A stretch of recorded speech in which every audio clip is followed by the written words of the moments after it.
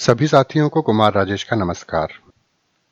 साथियों, आज हम बात करेंगे छत्रपति संभाजी राजे के बारे में। इनका पूरा नाम छत्रपति संभाजी राजे भोसले था, जिन्हें हम शंभू राजे के नाम से जानते हैं। यह परम शिव भक्त थे। संभाजी महाराज छत्रपति शिवाजी महाराज के उत्तराधिकारी थे।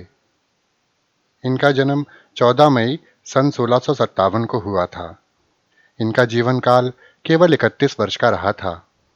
11 मार्च 1689 को इनकी हत्या कर दी गई थी। मात्र 31 वर्ष के जीवन में इन्होंने वो कर दिखाया था जो कि किसी के लिए भी करना संभव नहीं है। इन्होंने अपने कम समय के शासनकाल में 210 युद्ध किए थे और किसी भी युद्ध में इनकी पराजय नहीं हुई थी। संभाजी महाराज का जीवन काल अवश्य छोटा था, लेकिन इन्होंने अपने जीवन काल में इतना कुछ कर लिया था जो करना किसी सामान्य व्यक्ति के लिए संभव नहीं है। यह बचपन से ही अत्यंत प्रतिभाशाली थे। बाल्यकाल से ही ये बड़े प्रतिभाशाली थे। विश्व के प्रथम बाल साहित्यकार होने का गौरव भी इन्हें ही प्राप्त है। जिस तेजी से इन्होंने बचपन में लेखनी चलाई, उसी तेजी से उन्होंने युवावस्था में तलवार भी चलाई। इनके पराक्रम की वजह से परेशान होकर औरंगजेब ने कसम खाई थी कि जब तक छत्रपति संभाजी को गिरफ्तार नहीं किया जा सकेगा, वो अपना किमोंश सर पर नहीं चढ़ाएगा। संभाजी महाराज का जन्म 14 मई 1657 को पुरंदर किले में हुआ था। यह पूना से लगभग 50 किलोमीटर की दूरी पर स्थित है। संभाजी महाराज शिवाजी महाराज की पहली और प्रिय पत्नी सईबाई के बेटे थे। जब यह सिर्फ 2 साल के थे, तभी इनकी मां का निधन हो गया था, जिसके चलते इनकी परवरिश इनकी दादी जीजाबाई ने की थी। बचपन से ही इनका जीवन राजनीतिक गतिविधियों के इर्द गिर्द घूमता रहा। जब यह मात्र 9 साल के थे, तब उन्हें एक समझौते के तहत राजपूत राजा जय सिंह के यहाँ बंदी के तौर पर रहना पड़ा था। जब शिवाजी महाराज औरंगजेब को चकमा देकर आगरा से भागे थे, तब संभाजी उनके साथ ही थे। उस समय खतरा भांपकर शिवाजी महाराज ने उन्हें अपने रिश्तेदार के घर मथुरा छोड़ दिया था और उनके मरने की अफवाह फैला दी थी। कुछ दिनों के बाद वो महाराष्ट्र सही सलामत पहुंचे। जीजाबाई यानी कि जिजाऊ ने जिस तरह से शिवाजी को तैयार किया था, उसी तरह से उन्होंने संभाजी महाराज को भी संस्कार दिए। संभाजी महाराज शक्ति संपन्नता एवं रूप सौंदर्य की प्रत्यक्ष प्रतिमा थे। संभाजी महाराज बहुत सुंदर थे। 14 वर्ष की आयु तक इन्होंने कई ग्रंथों की रचना कर डाली थी। बुद्धभूषणम संस्कृत में, नायिका भेद संस्कृत में, 7 शतक संस्कृत में और हिंदी में नक्शिक की रचना इन्होंने की थी। इस तरह से संभाजी विश्व के प्रथम बाल साहित्यकार माने जाते हैं। मराठी, हिंदी, फारसी, संस्कृत, अंग्रेजी, कन्नड़ आदि भाषाओं पर उनका प्रभुत्व था। जैसा कि मैंने आपको बताया कि जिस तेजी से इन्होंने लेखनी चलाई थी, उसी तरह से उतनी ही तेजी से उन्होंने तलवार भी चलाई। शिवाजी महाराज के राज्याभिषेक और हिंदू स्वराज के बाद स्थापित अष्ट प्रधानमंत्री मंडल में से कुछ लोगों की राजनीति के कारण यह संवेदनशील बालक काफी क्षतिग्रस्त हुआ था। यह बालक अत्यंत पराक्रमी था। पराक्रमी होने के बावजूद भी इन्हें उस समय लड़ाइयों से दूर रखा गया। धीरे धीरे यह बालक एक सुंदर युवा में परिवर्तित हो गया। बालक पर साहित्य का प्रभाव तो था ही, धीरे धीरे संभाजी पर राग रंग और श्रृंगार रस का प्रभाव बढ़ने लगा। शिवाजी उनकी इन हरकतों से उन्हें गैर जिम्मेदार मानने लगे। यही वजह थी कि उनके आचरण को काबू में लाने के लिए 1678 में शिवाजी महाराज ने उन्हें पन्हाला किले में कैद कर लिया था। संभाजी महाराज का विवाह येसुबाई से हुआ था। येसुबाई का असली नाम जीवुबाई था। विवाह के पश्चात इनका नाम येसुबाई रख दिया गया था। संभाजी महाराज का एक और विवाह हुआ था। इनकी दूसरी पत्नी का नाम दुर्गाबाई था। जब शिवाजी महाराज ने 1678 में इन्हें पन्हाला किले में नजरबंद कर लिया था, तो वहां से वह अपनी पत्नी दुर्गाबाई के साथ भाग निकले थे और मुगलों से जा मिले थे। लगभग 1 साल तक वह मुगलों के साथ रहे, लेकिन जब उन्हें पता चला कि मुगल सरदार दिलेर खान उन्हें गिरफ्तार करके दिल्ली भिजवाने का मंसूबा बना रहा है, तो वो मुगलों को चकमा देकर महाराष्ट्र लौट आए। हालांकि कहा जाता है कि इस घटनाक्रम को शिवाजी महाराज के निर्देश पर ही तैयार किया गया था ताकि मुगल गुमराह हो सकें। छत्रपति श्री शिवाजी महाराज ने उन्हें मुगलों से मुक्त कर लिया था, मगर इस प्रयास में संभाजी महाराज की पत्नी रानी दुर्गाबाई पकड़ ली गई थी और वो छुड़ाई नहीं जा सकी। जब अप्रैल 1680 में शिवाजी महाराज की मृत्यु हुई, संभाजी पन्हाला में ही थे। शिवाजी महाराज के दूसरे बेटे राजा राम को उनकी सौतेली मां सोयराबाई ने सिंहासन पर बिठा दिया। खबर लगते ही संभाजी महाराज ने अपनी मुक्ति का अभियान शुरू कर दिया। कुछ शुभचिंतकों के साथ मिलकर उन्होंने पन्हाला के किलेदार को मार डाला और किले पर कब्जा कर लिया। इसके बाद 18 जून 1680 को रायगढ़ का किला भी कब्जे में ले लिया। फिर उन्होंने राजा राम, उसकी बीवी जानकी और उनकी मां सोयराबाई को गिरफ्तार कर लिया। 20 जुलाई 1680 को संभाजी महाराज का राज्याभिषेक हुआ। अपने 9 वर्ष के शासनकाल में वह निरंतर औरंगजेब की विशाल सेनाओं का सफलतापूर्वक सामना करते रहे। उन्होंने नीलोपंत को अपना पेशवा बनाया। जब संभाजी महाराज ने देखा कि संभाजी के विरुद्ध राजा राम, सूर्याबाई और अन्नाजी दत्तो ने एक संगठन बना लिया है, तो इन सभी को पकड़ लिया गया और इन सभी को दंड दिया गया। संभाजी महाराज ने उज्जैन के हिंदी एवं संस्कृत के प्रकांड विद्वान कवि कलश को अपना सलाहकार नियुक्त किया। 16 जनवरी 1681 को रायगढ़ के किले में दोबारा से संभाजी महाराज का विधिवत राज्याभिषेक हुआ। इसी वर्ष औरंगजेब के विद्रोही पुत्र अकबर ने दक्षिण भागकर धर्मवीर छत्रपति श्री संभाजी महाराज का आश्रय ग्रहण किया।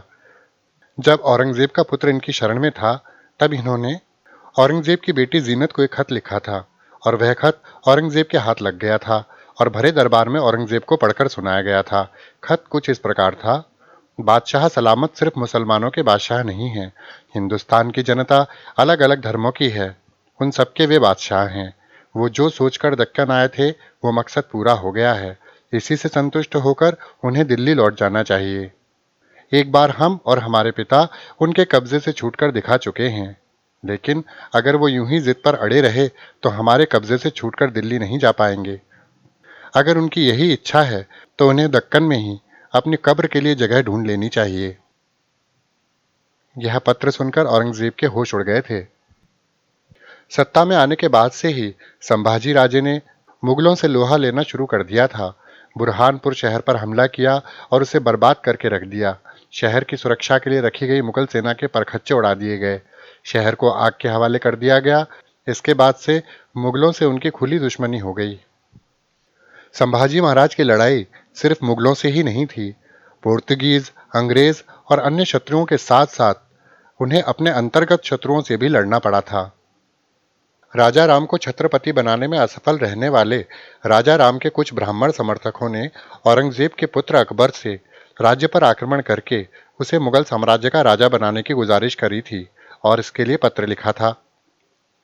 लेकिन छत्रपति संभाजी महाराज को अकबर ने वह पत्र सौंप दिया था। इस राजद्रोह से क्रोधित होकर संभाजी महाराज ने अपने सामंतों को मृत्युदंड दिया था। हालांकि उनमें से एक बालाजी आवजी नामक सामंत की समाधि भी संभाजी ने ही बनवाई थी, क्योंकि सामंत की मृत्यु के पश्चात सामंत का लिखा हुआ माफी का पत्र संभाजी को प्राप्त हुआ था, जिससे वे काफी दुखी हुए थे। सन 1683 में उन्होंने पुर्तगालियों को पराजित किया। वह किसी राजकीय कारण से संगमेश्वर में रह रहे थे। जिस दिन वो रायगढ़ के लिए प्रस्थान करने वाले थे, उसी दिन कुछ ग्रामीण लोगों ने अपनी समस्या उन्हें सुनानी चाहिए, जिसके चलते छत्रपति संभाजी महाराज ने अपने साथ केवल 200 सैनिक रख के बाकी सेना को रायगढ़ वापस भेज दिया। और यहीं से शुरू होती है उस दर्दनाक कहानी की, जिसमें संभाजी महाराज को अपनों के ही धोखे का शिकार होना पड़ा। संभाजी महाराज की पत्नी येसुबाई के भाई गणोजी शिर्के संभाजी महाराज से मन ही मन बैर रखते थे, क्योंकि संभाजी महाराज ने उन्हें वतनदारी देने से इनकार किया था। जिस समय संगमेश्वर में छत्रपति संभाजी महाराज केवल 200 सैनिकों के साथ उपस्थित थे, तो उसी समय गणोजी शिर्के ने चाल चली। जुल्फिकार खान रायगढ़ पर आक्रमण करने आ रहा है, यह समाचार मिलते ही शंभूराज सतारा वाई महाड़ मार्ग से होते हुए रायगढ़ लौटने वाले थे, लेकिन मुकर्रब खां कोल्हापुर तक आ पहुंचा था। इसलिए शंभू राजा ने संगमेश्वर मार्ग के चिपलन खेड़ मार्ग से रायगढ़ जाने का विचार किया। शंभू राजे के स्वयं संगमेश्वर आने की वार्ता आसपास के क्षेत्र में हवा के समान फैल गई थी। शिर्के के दंगों के कारण परेशान लोग अपने परिवारों को लेकर संभाजी महाराज के पास अपनी समस्या लेकर आने लगे। जनता के परिवार को समझकर उनका समाधान करने में उनका समय व्यय हो गया और संगमेश्वर में 4-5 दिन तक उन्हें निवास करना पड़ा। अब शंभू राजा को पता चला कि कोल्हापुर से मुकर्रब खां निकलकर आ रहा है। कोल्हापुर से संगमेश्वर की दूरी 90 मील थी और वह भी सह्याद्री की घाटी से निकलता हुआ कठिन मार्ग था। इसलिए शंभू राजा को लगा कि 8-10 दिन का समय तो मुकर्रब खां को लगेगा ही लगेगा। लेकिन बेईमान गणोजी शिर्के ने मुकर्रब खान को समीप के मार्ग से केवल 4-5 दिन में ही वहां तक पहुंचा दिया। संभाजी महाराज से प्रतिशोध लेने के उद्देश्य से शिर्के ने बेईमानी की तथा यह गुप्त मार्ग मुकर्रब खान को बता दिया। उसने अपनी जागीर प्राप्त करने के लिए यह कुकर्म किया और 1 फरवरी 1690 को मुकर्रब खान ने अपनी 3000 सेना की सहायता से शंभू राजा को घेर लिया। जब शंभू राजा के ध्यान में आया कि संगमेश्वर में जिस सरदेसाई के बाड़े में वे रह रहे थे उस बाड़े को खान ने घेर लिया है, तो उनको बड़ा ही आश्चर्य हुआ, क्योंकि उन्हें मालूम था कि इतने कम दिनों में खान का यहाँ आना संभव नहीं था। लेकिन यह चमत्कार केवल बेईमानी का था, यह बात उनकी समझ में आ चुकी थी। मुश्किल समय सामने आ चुका था। संभाजी महाराज ने अपनी सारी सेना तो पहले ही रायगढ़ भेज दी थी। अब उनके पास नाम मात्र के गिनती के ही सैनिक थे। अब शंभू राजा के पास में एक ही रास्ता था कि खान का घेराव तोड़कर रायगढ़ की ओर प्रस्थान किया जाए। इसलिए राजा ने अपने सैनिकों को शत्रुओं पर आक्रमण करने का आदेश दे दिया। संभाजी महाराज के पास बेशक 200 लोग ही थे, लेकिन थे महापराक्रमी। इस स्थिति में भी शंभू राजे अपने विश्वास पात्रों के साथ बिना डगमगाए शत्रु का घेरा तोड़कर रायगढ़ की दिशा में तेज गति से निकले। दुर्भाग्यवश इस घमासान युद्ध में मालोजी घोरपड़े की मृत्यु हो गई। संभाजी महाराज एवं कवि कलश भी घेरे में फंस गए। इस स्थिति में भी संभाजी महाराज ने अपना घोड़ा घेरे से बाहर निकाल लिया। इस समय कवि कलश उनके पीछे रह गए थे। कवि कलश के दाहिने हाथ में मुकर्रब खां का बाण लग गया था, इसलिए वह नीचे गिर गए और उन्हें बचाने के लिए शंभू राजा फिर से पीछे की ओर मुड़े और वापस घेरे में फंस गए। इस समय अनेक सैनिकों के मारे जाने के कारण सैनिकों के घोड़े इधर उधर भाग रहे थे। हर तरफ धूल उड़ रही थी, किसी को कुछ भी साफ साफ दिखाई नहीं दे रहा था। इसका लाभ उठाकर शंभू महाराज ने पुनः सरदेसाई के बाड़े में प्रवेश किया। धूल के घेरे में वहां वह और उनका घोड़ा मात्र थे। धूल का बवंडर स्थिर होने पर गणोजी शिर्के ने शंभू राजा के घोड़े को पहचान लिया, क्योंकि धूल के गुबार में भी शंभू राजा के घोड़े के पांव के सोने का तोड़ा चमक रहा था। राजाओं के घोड़े के पांव में सोने का तोड़ा रहता था, इस बात का ज्ञान शिर्के को था। इसलिए उन्होंने खान की सेना को इशारा कर दिया कि संभाजी यही हैं। गणोजी शिर्के का इशारा पाकर मुकर्रब खां के बेटे ने शंभू राजा को नियंत्रण में ले लिया। अपनों की बेईमानी के कारण अंत में सिंह का शावक शत्रु के हाथ लग ही गया। 9 वर्षों की लगातार लड़ाई के बाद भी जो लाखों की सेना के हाथ नहीं लगा, जिसने बादशाह को कभी आराम से बैठने नहीं दिया, ऐसा पराक्रमी योद्धा अपने ही लोगों की बेईमानी के कारण मुगलों के जाल में फंस गया। संगमेश्वर से बहादुरगढ़ की दूरी लगभग 250 मील की है। मुकर्रब खां ने मराठों के भय से केवल 13 दिनों में यह दूरी पार की और 15 फरवरी 1690 को शंभूजी महाराज तथा कवि कलश को लेकर वह बहादुरगढ़ में प्रवेश कर गया। पकड़े गए संभाजी कैसे दिखाई देते हैं, यह देखने के लिए मुगल सेना उत्सुक हो गई थी। छावनी का घेरा 30 मील का था, जिसमें 60,000 घोड़े, 4 लाख पैदल, 60,000 ऊंट, 3,000 हाथी, 250 बाजार पेट तथा जानवर, कुल मिलाकर 7 लाख लोगों की अर्थात बहुत बड़ी सेना थी। मुकर्रब खां ने शंभू राजा एवं कवि कलश को जंजीरों में कैद कर हाथी पर बांधा। संभाजी महाराज को विदूषकों की पोशाक पहनाई गई थी। उनके हाथ पैरों को लकड़ी में फंसा दिया गया था और वे रक्त रंजित अवस्था में थे। अहमदनगर के संग्रहालय में आज भी इस घटना का चित्र देखा जा सकता है। असंख्य यातनाएं सहने वाले शंभू राजा चित्र में भी अत्यंत क्रोधित दिखाई देते हैं। संभाजी महाराज के स्वाभिमान का परिचय उनके क्रोध भाव को देखकर ज्ञात हो जाता है। जिस समय धर्मवीर छत्रपति संभाजी महाराज एवं कवि कलश को लेकर मुकर्रब खान छावनी के पास आया, उस समय औरंगजेब ने उसके स्वागत के लिए सरदार खान को भेजा। औरंगजेब को इस बात का आसानी से यकीन नहीं हो रहा था कि संभाजी महाराज गिरफ्तार हो चुके हैं। संभाजी महाराज को कैद में देखकर बादशाह को अत्यधिक आनंद हुआ। अल्लाह के प्रति कृतज्ञता व्यक्त करने के लिए बादशाह तख्त से नीचे उतरा और घुटने टेककर रुकता कहने लगा। कवि कलश उस समय समीप ही खड़े थे। यह दृश्य देखकर कवि कलश कह उठे, यावन रावण की सभा शंभु बंध्यो बजरंग, लहू लगत सिंदूर सम खूब खेल्यो रन रंग, जो रवि छवि लछत ही खद्योत होत बदरंग, त्योत व तेज निहारिते तखत तजो अवरंग। अर्थात जिस प्रकार रावण की सभा में हनुमान जी को लाया गया था, उसी प्रकार संभाजी राजा को औरंगजेब के सामने लाया गया है। जैसे हनुमान जी के देह पर सिंदूर शोभित होता है, वैसे ही भीषण युद्ध में देह रक्त से सन गई है।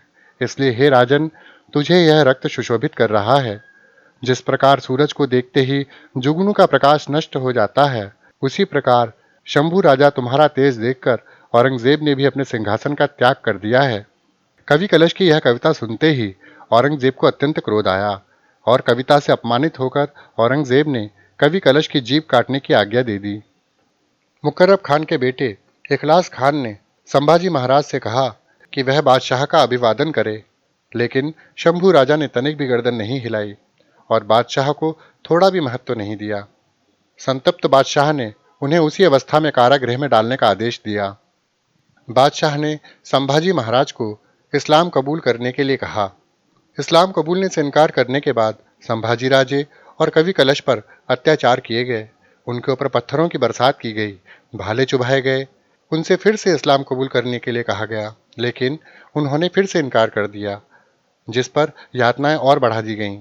बादशाह ने फिर से संभाजी से कहा कि इस्लाम कबूल कर लो। संभाजी महाराज ने लिखने की सामग्री मंगवाई और उस पर लिखा कि अगर बादशाह अपनी पुत्री भी उन्हें दे दे, तब भी वह इस्लाम कबूल नहीं करेंगे। बादशाह के क्रोध की कोई सीमा नहीं रही। शंभू राजा और कवि कलश को अमानवीय यातनाएं दी गईं। शंभू राजा एवं कवि कलश की आंखों में तपती सलाखें घुमाकर उनकी आंखें फोड़ी गईं। दोनों की जुबान कटवा दी गई। शंभू राजा और कवि कलश ने अन्न जल का त्याग कर दिया। इसके बाद शंभू राजा के और कवि कलश के हाथ पैर एक एक अवयव तोड़े गए। उनका मांस नोचा जाने लगा। पहले कवि कलश के शरीर के एक एक अवयव को तोड़ा गया और वे रक्त मांस नदी के किनारे पर फेंके गए। कवि कलश को हलाहल करके मारे जाने का समाचार सब तरफ फैल गया, मानो कवि कलश पर होने वाला अत्याचार शंभू राजा पर किए जाने वाले प्रत्येक अत्याचार का पूर्व प्रयोग ही था। शंभू राजा की हत्या के लिए मार्च 1689 को गुड़ी पाड़वा का दिन चुना गया। यह दिन हिंदुओं का नववर्ष का दिन होता है। हिंदुओं के त्योहार के दिन उनका अपमान करने के लिए 11 मार्च फागुन अमावस्या के दिन संभाजी राजा की हत्या कर दी गई। उनका मस्तक भाले की नोक पर लटकाकर उसे सभी तरफ घुमाकर मुगलों ने उनका अत्यधिक अपमान किया। 1 फरवरी से 11 मार्च तक 39 दिनों तक यम यातना सहन करके संभाजी राजा ने हिंदुत्व के तेज को और बढ़ाया। धर्म के लिए अपने प्राणों को न्यौछावर करने वाले हिंदवी स्वराज्य का विस्तार कर पूरे हिंदुस्तान में भगवा ध्वज फहराने की इच्छा रखने वाले संभाजी राजा इतिहास में अमर हो गए। औरंगजेब इतिहास में राजधर्म को पैरों तले रौंदने वाला अपराधी बन गया। छत्रपति संभाजी महाराज के शरीर के टुकड़े तुलापुर की नदी में फेंके गए। यह जगह पुणे के पास भीमाकोरे गांव से 7 किलोमीटर दूर है और औरंगजेब ने फरमान जारी किया कि जो कोई भी छत्रपति संभाजी महाराज का अंतिम संस्कार करेगा, तो उसके पूरे परिवार को मिटा दिया जाएगा। किसी की भी हिम्मत नहीं हुई आगे आने की, लेकिन अपने राजा की ऐसी दशा देखकर एक शेर आगे आया। यह था गोविंद गोपाल महार। गोविंद गोपाल महार गायकवाड़ महार जाति से ताल्लुक रखने वाला एक किसान था। उसने छत्रपति संभाजी महाराज के सारे टुकड़े समेटे और उनको सिला और इसके बाद विधि पूर्वक संभाजी महाराज का अंतिम संस्कार किया गया। संभाजी महाराज की हत्या से पहले औरंगजेब ने छत्रपति संभाजी महाराज से कहा था कि मेरे 4 पुत्रों में से अगर एक भी तुम्हारे जैसा होता तो सारा हिंदुस्तान कब का मुगल सल्तनत में समा गया होता। संभाजी महाराज के शरीर के पैरों से लेकर गर्दन तक टुकड़े टुकड़े करके उन्हें मार डाला गया। औरंगजेब ने उन्हें अपना हिंदू धर्म त्याग कर मुगलों का धर्म अपनाने की मांग रखी थी। लेकिन युग प्रवर्तक राजा छत्रपति शिवाजी राजे का बेटा और अपने धर्म पर पूरी निष्ठा रखने वाले संभाजी महाराज ने यह मांग ठुकरा दी और इस्लाम स्वीकार नहीं करने का निश्चय औरंगजेब को बता दिया, जिसके परिणाम स्वरूप उनके शरीर के टुकड़े टुकड़े कर दिए गए। संभाजी महाराज के बलिदान के कारण महाराष्ट्र उत्तेजित हो उठा। औरंगजेब के साथ मराठों का निर्णायक संघर्ष आरंभ हुआ। पत्ते पत्ते की तलवार बनी और घर घर किला बन गया।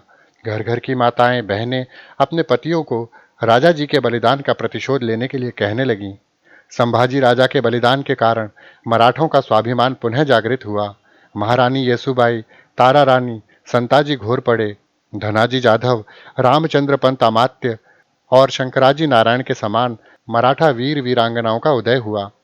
जनता की सहायता और विश्वास के कारण मराठों की सेना बढ़ने लगी और सेना की संख्या 2 लाख तक पहुंच गई। सभी ओर प्रत्येक स्तर पर मुगलों का घोर विरोध होने लगा। अंत में 27 वर्षों के निष्फल युद्ध के उपरांत औरंगजेब का अंत हुआ और मुगलों की सत्ता क्षीण होने लगी। संभाजी की हत्या को इतिहास में सबसे बड़े बर्बर हत्याकांड के रूप में जाना जाता है। औरंगजेब ने सोचा था कि संभाजी की मौत के बाद मराठा साम्राज्य खत्म हो जाएगा और उस पर काबू पा लेना मुमकिन हो जाएगा, लेकिन हुआ उल्टा। संभाजी के जीते जी मराठा सरदार जो बिखरे बिखरे थे, वो उनकी मौत के बाद एक होकर लड़ने लगे। इसके चलते औरंगजेब का दक्कन पर काबिज होने का सपना मरते दम तक पूरा नहीं हो सका। और जैसा कि संभाजी ने कहा था, औरंगजेब को दक्कन में ही दफन होना पड़ा। छत्रपति संभाजी महाराज पर मराठी साहित्य में बहुत कुछ लिखा जा चुका है। छत्रपति संभाजी महाराज को छावा कहकर संबोधित किया जाता है। छावा यानी शेर का शावक। आज भी महाराष्ट्र में संभाजी राजे की छवि शेर के बच्चे की ही है। चलते चलते मैं आपको सुनाता हूँ संभाजी महाराज पर कही गई कुछ खास पंक्तियां। देश धर्म पर मिटने वाला शेर शिवा का छावा था, महापराक्रमी परम प्रतापी एक ही शंभू राजा था। तेज पुंज तेजस्वी आंखें निकल गईं पर झुका नहीं, दृष्टि गई पर राष्ट्रोन्नति का दिव्य स्वप्न तो मिटा नहीं। दोनों पैर कटे शंभू के ध्येय मार्ग से हटा नहीं, हाथ कटे तो क्या हुआ सत्कर्म कभी छूटा नहीं। जिह्वा कटी खून बहाया धर्म का सौदा किया नहीं, शिवाजी का बेटा था वह गलत राह पर चला नहीं। वर्ष 300 बीत गए अब शंभू के बलिदान को, कौन जीता कौन हारा पूछ लो संसार को। कोटि कोटि कंठों में तेरा आज जय जयकार है, अमर शंभू तू अमर हो गया तेरी जय जयकार है। मातृभूमि के चरण कमल पर जीवन पुष्प चढ़ाया था, है दूजा दुनिया में कोई जैसा शंभू राजा था। संभाजी महाराज बचपन से ही विलक्षण प्रतिभाओं से युक्त थे। यह विश्व के प्रथम बाल साहित्यकार के रूप में जाने जाते हैं और पराक्रमी तो यह इतने थे कि सिंह से निहत्थे ही भिड़ जाया करते थे और इनके हृदय में दया प्रेम और ममता का सागर इतना अधिक लहराता था कि यह अपनी जनता को पुत्रवत प्रेम करते थे। तो साथियों, शंभू राजा के बारे में यह जानकारी आपको अवश्य अच्छी लगी होगी। इसी के साथ अपने मित्र कुमार राजेश को विदा दीजिए। नमस्कार। सदा खुश रहिए, मुस्कुराते रहिए। जय शिव भक्त शंभू महाराज।